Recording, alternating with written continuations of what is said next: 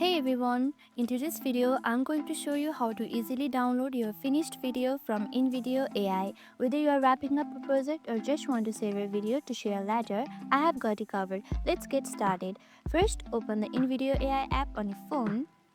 If you are not logged in yet, just sign in with your account details. Once you are inside the app, tap on the project you want to download.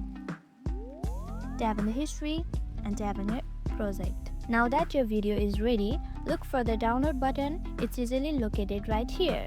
Tap on download. After you have chosen your preferred resolution, simply tap on export.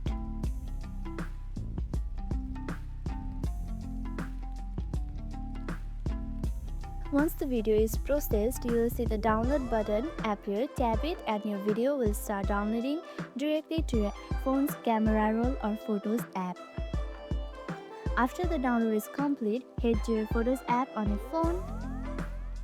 As you can see, your video is ready for you to share with friends, upload to social media, or keep for future reference. And that's it, you have successfully downloaded your video from Invideo AI on your phone. Super simple, right?